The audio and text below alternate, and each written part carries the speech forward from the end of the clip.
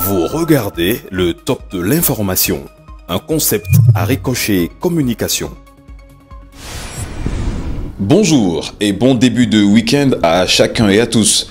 La Cour de répression des infractions économiques et du terrorisme a donc tranché dans l'après-midi d'hier dans le dossier relatif à la découverte de 18 kg d'héroïne pure dans un conteneur dont le destinataire est l'une des sociétés appartenant à l'opérateur économique Sébastien Germain à Javon. Le potentiel l'évoque, notre temps le label également pour qui force est resté à la loi dans la condamnation de Sébastien Germain à Javon et ses co-accusés à 20 ans de prison ferme et un mandat d'arrêt international contre le président du patronat béninois et président d'honneur du parti Union sociale libérale. Précision du matinal que l'avocat de M. Ajavon, Maître Ben Simon, qualifie à la une de la dépêche de mascarade un véritable simulacre de justice.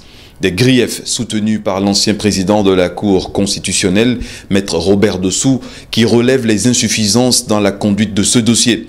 Il s'agit de la non-considération du droit maritime, de l'instrumentalisation des institutions béninoises et de la récurrence dans les errements. La Criette, un législateur de type nouveau qui préoccupe Dynamisme Info, qui s'offusque des préjudices causés à la démocratie béninoise par cet arrêt. L'événement précis pressent de graves conséquences pour Sébastien Germain à Javon à quelques mois des rendez-vous électoraux. Pour le Béninois libéré, c'est plutôt l'interview de M. Ajavon sur les antennes de RFI qui a tout déclenché, créant une débandade dans le camp de l'opposition qui se viderait déjà de quelques-uns de ses membres influents. Il y a cependant une porte de sortie confiée à Boubacar Takou, le pourvoi en cassation. Affaire à suivre donc. Sur un autre sujet, l'économiste suit le lancement de la commercialisation de l'or blanc béninois. Le coton graine est en vente pour le compte de la campagne cotonnière 2018-2019. Le matinal annonce des records grâce au tandem que forment l'association interprofessionnelle du coton et le gouvernement du président Patrice Talon. L'association interprofessionnelle du coton, dont les mesures prises pour une réussite de la commercialisation sont à lire dans cette édition du journal de Ménontin Fraternité.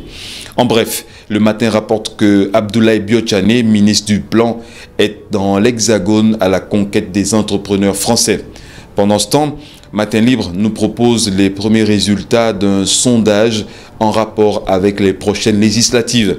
L'opposition est en tête dans la première circonscription électorale.